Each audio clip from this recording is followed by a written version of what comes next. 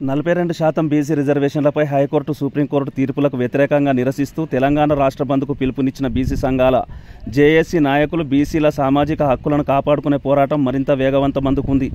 42% BC రిజర్వేషన్లపై high court మరియు supreme court ఇచ్చిన తీర్పులను ఖండిస్తూ బీసీ జేఏసీ ఆధ్వర్యంలో రేపు రాష్ట్ర వ్యాప్తంగా విద్యా, వ్యాపార, వాణిజ్య, ఉపాధ్యాయ సంఘాలతో కలిసి బంద్ను నిర్వహించనున్నారు. ఈ సందర్భంగా మెదక్ జిల్లా రామాయంపేటలో నేడు జరిగిన మీడియా సమావేశానికి రాష్ట్ర భారతీయ జనతా పార్టీ కౌన్సిల్ సభ్యుడు రాగిరాములు, రామాయంపేట ఓబీసీ మండల అధ్యక్షుడు బక్కయ్య గారు యాదగిరి, బీజేపీ పార్టీ సీనియర్ నాయకుడు మెంగర్తి రంగయ్యలు హాజరయ్యారు.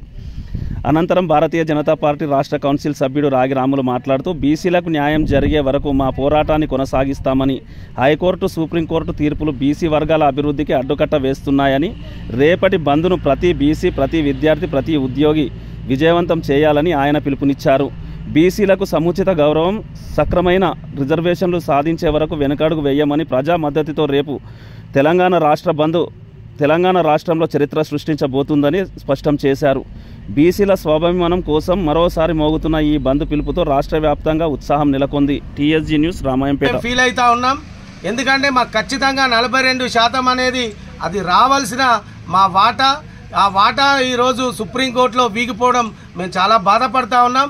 ఎట్టి పరిస్థితుల్లో రాజకీయ పక్షాలుగా అన్ని పార్టీలు బీసీలకు సపోర్ట్ చేసి బీసీల పక్షాన నిలబడి 42% మాకు వచ్చే వాటాను సాధించే వరకు కూడా బీసీలుగా అందరం కూడా కలిసికట్టుగా ఉండి 42% మేమైతే సాధించే వరకు, రిజర్వేషన్ సాధించే వరకు పోరాటం చేస్తాం.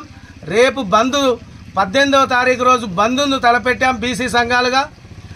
ఏదైతే వాణిజ్య, విద్యార్థి, ఉపాధ్యాయ అన్ని వర్గాలు కూడా మాకు సహకరించాలని, ఈ బంద్ను సఫలీకృతం చేయాలని చెప్పేసి ప్రజలకు కూడా బీసీ సంఘాలుగా, బీసీ నాయకులుగా అందరికీ విజ్ఞప్తి చేస్తా ఉన్నాం. భారత్ మాతాకి జై.